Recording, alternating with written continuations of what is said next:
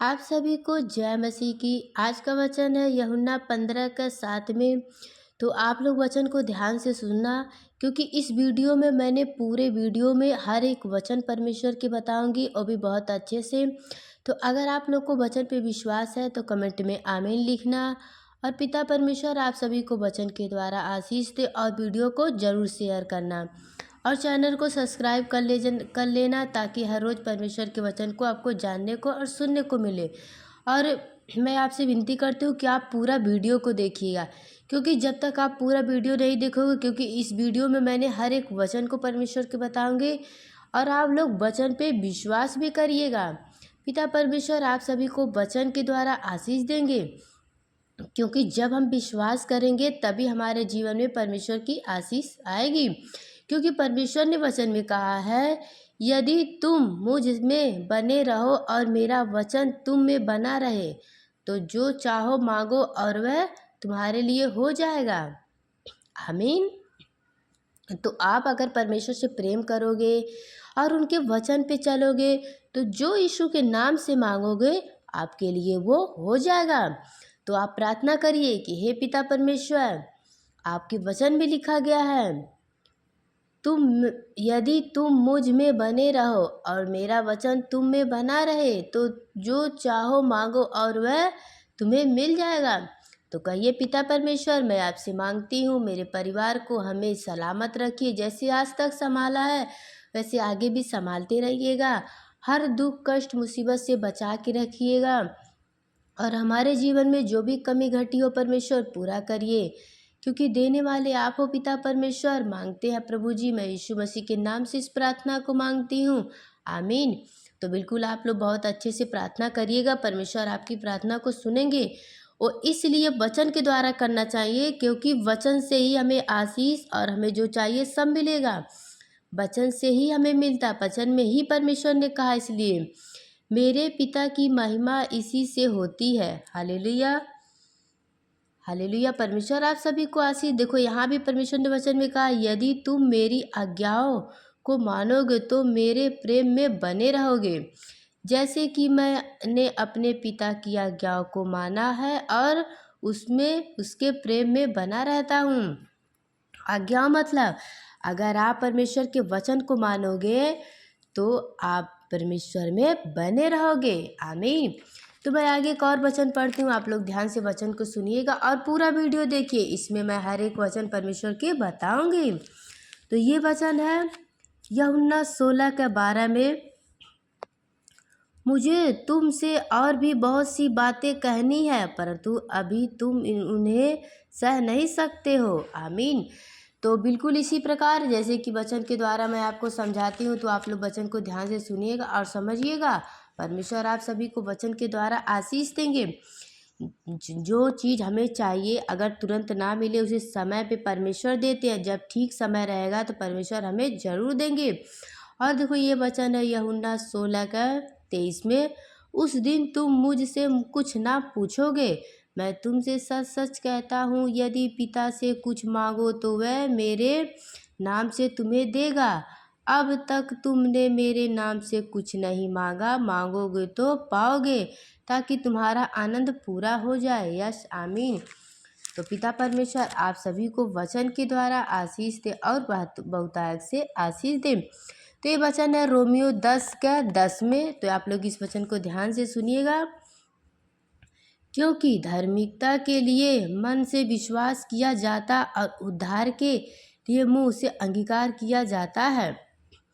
तो मैं उम्मीद करती हूँ कि आप लोग को वचन समझ आया, क्योंकि परमेश्वर ने यहाँ वचन में कहा है, जो ये वचन है रोमियो में, क्योंकि धार्मिकता के लिए मन से विश्वास किया जाता है और उद्धार के लिए मुंह से अंगीकार किया जाता है। क्योंकि पवित्र शास्त्र यह कहता है, जो कोई उस पर विश्वास करेगा वह लज्जित ना होगा।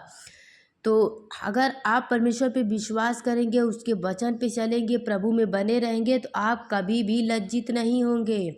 आपके साथ यहोवा है, यानी आपका परमेश्वर यीशु आपके साथ हैं।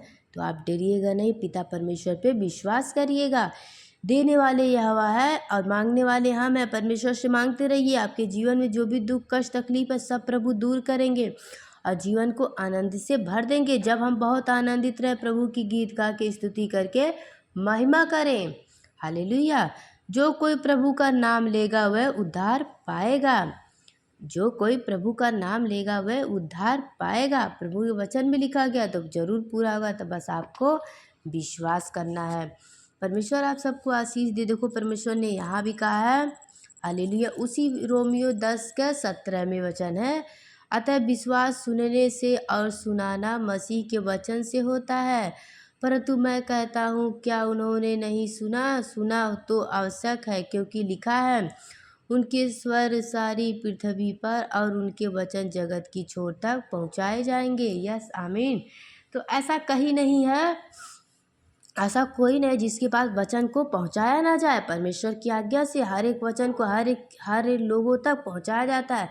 इसलिए वीडियो को शेयर करना, क्योंकि इस वीडियो में परमेश्वर के हर एक वचन को ही समझाया और बताया गया है, ताकि हर एक वचन को, परमेश्वर के वचन को पता चले। इसलिए मन से विश्वास करिए परमेश्वर के वचन पे, किसी के कहने से नहीं। आप विश्वास करिए कि ये परमेश्वर की ओर से आज्ञा है। विश्वास सुनने से और सुनाना मसीह के वचन से होता है। हालेलुया। तो आप लोग विश्वास करना परमेश्वर के वचन पे। परमेश्वर आप सभी को वचन के द्वारा आशीष देंगे। हालेलुया। यहाँ देखो परमेश्वर ने वचन में कहा है, इस वचन को ध्यान से सुनना। आगे इसी में लिखा गया है, मैं फिर कहता हूँ, क्या इजराइल नहीं जानते थे? पहले से मूसा कहता है, मैं उनके द्वारा जो जात नहीं तुम्हारे मन की जलन उपवा जाऊँगा, मैं एक दृढ़ जात के द्वारा तुम्हें शीर्ष दिलाऊँगा। हालेलुया। वहाँ था। फिर यहाँ पर वचन में लिखा गया, फिर यशायाह बड़े हियव के साथ कहता है। हालेलुया। तो वचन को जब समझेंगे तभी आप लोग जान पाएंगे, इसलिए वचन को ध्यान से सुनिए। जो मुझे नहीं ढूंढते थे उन्होंने मुझे पा लिया, और जो मुझे पूछते थे भी ना थे उन पर मैं प्रकट हो गया।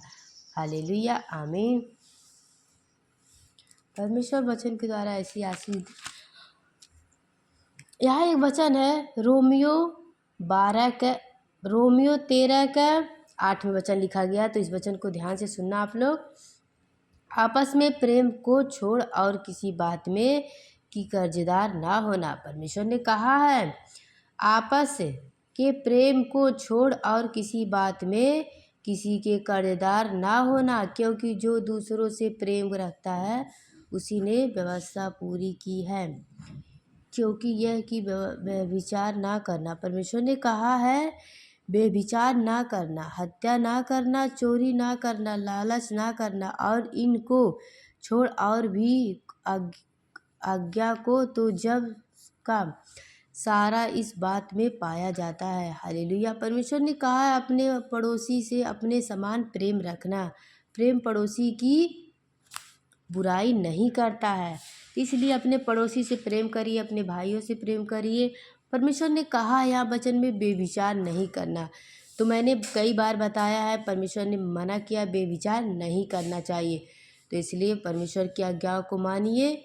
परमेश्वर आप सभी को आशीष से। एक दिन परमेश्वर को हर कोई अपनाएगा, हर कोई मानेगा कि हाँ सच्चा खुदा परमेश्वर ने, क्योंकि वो भी ये भी वचन में परमेश्वर ने लिखा, क्योंकि लिखा है, प्रभु कहता है, मेरे जीवन की सौगंध की हर एक घुटना मेरे सामने टिकेगा और हर एक जीव परमेश्वर को अंगीकार करेगा। यश, आमीन। हालेलुया। परमेश्वर की महिमा हो और प्रभु की बड़ाई हो। तो यहाँ एक वचन लिखा गया है, 2 कुरिन्थियों 5 के 8 में। तो इस वचन को ध्यान से समझना, क्योंकि हम रुपए को देखकर नहीं पा विश्वास से चलते हैं। हम यहाँ परमेश्वर ने वचन में कहा है, ध्यान से वचन को सुनना, हमें परमेश्वर के वचन पे चलना चाहिए। पूरा मैं वचन पढ़ती हूँ, 2 कुरिन्थियों 5 के 6 में, अतः हम सदा दृढ़ता बंधे रहते हैं, अतः हम सदा ढाढ़स बांधे रहते हैं, अतः हम सदा ढाढ़स बांधे रहते हैं, और यह जानते हैं कि जब तक हम देह में रहते हैं तब तक प्रभु से अलग हैं, क्योंकि हम रुपए को देखकर नहीं पर विश्वास से चलते हैं। इसीलिए हम ढाढ़स बांधे रहते हैं और देह से अलग होकर प्रभु के साथ रहना और भी उत्तम समझते हैं। इस कारण हमारे मन की उमंग यह है कि चाहे साथ रहे चाहे अलग रहे, पर हम उसी भाते रहते हैं, क्योंकि आवश्यक है कि हम सब का हाल मसीह के न्याय आसान के सामने क्योंकि आवश्यक है कि हम सब का हल मसीह के न्याय आसन के सामने खुल जाएगा कि हर एक व्यक्ति अपने अपने भले बुरे कामों का बदला जो उसने देह के द्वारा किया हो पाएगा। या शामीन। तो मैं आप लोग से इस वचन का मतलब बताना चाहती हूँ। जैसे कि अभी हमारे शरीर में, जैसे हम इस शरीर में हैं, जैसे हम प्रभु इस शरीर के द्वारा हम परमेश्वर की महिमा करते हैं, तो बिल्कुल यही यहाँ वचन में लिखा गया है, इसी देह के प्रति हमने जो भी पाप गुनाह किया है, जो भी करते हैं, जैसे कि बेविचार भी करते हैं हम इसी देह के प्रति, इसी आँखों की से हम गंदे निगाह से देखते हैं, इसी आँखों से हम किसी के बारे में गलत देखते हैं, इसी मन से किसी के बारे में बुरा सोचते हैं।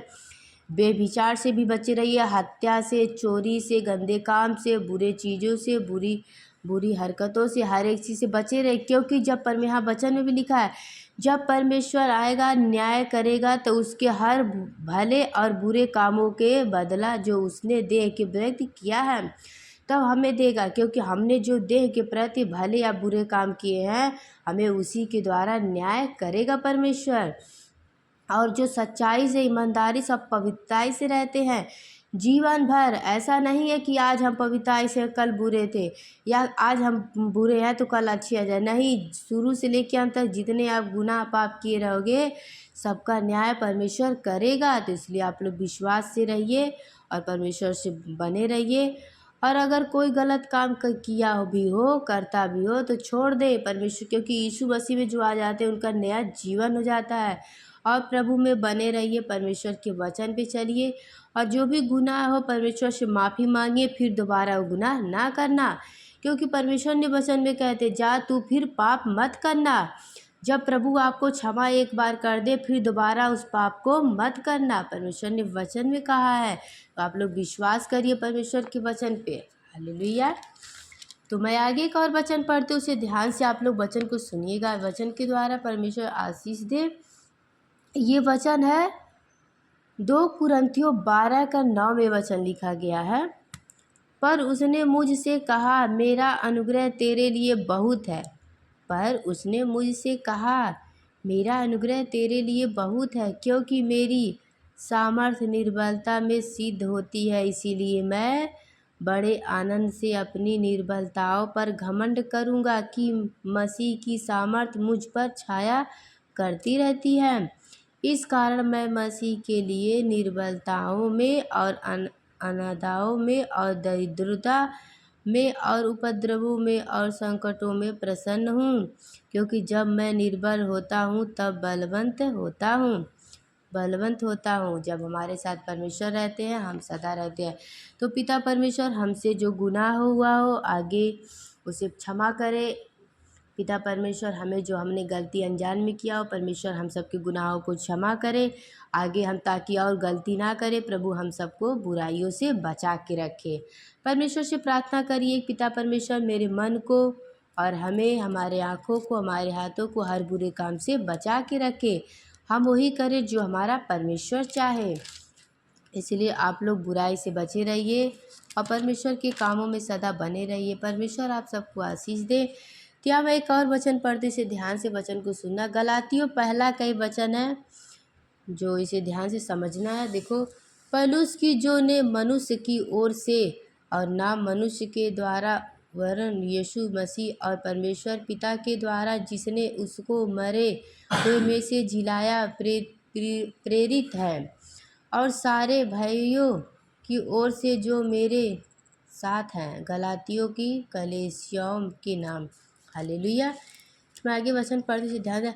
परमेश्वर पिता और हमारे प्रभु यीशु मसीह की ओर से तुम्हारे अनुग्रह और शांति मिलती रहे। अगर आप लोग वचन पे इस पर विश्वास करोगे तो आप ये वचन आपके जीवन में काम करेगा। परमेश्वर पिता और हमारे प्रभु यीशु मसीह की ओर से तुम्हारे अनुग्रह और शांति मिलती रहे। उसी ने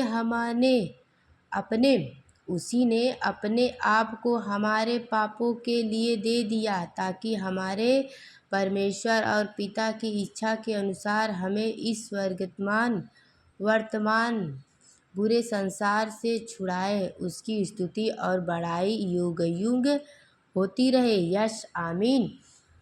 तो परमेश्वर आप सभी को वचन के द्वारा आशीष दे। परमेश्वर की महिमा करिए, स्तुति करिए। हालेलुया। हमारा प्रभु महान है, दयालु है, वह धर्मी है, हमेशा सच्चाई से न्याय करता है, इसलिए प्रभु में आप बने रहिए। तो आगे मैं एक और वचन पढ़ती हूँ, इसे ध्यान से सुनना।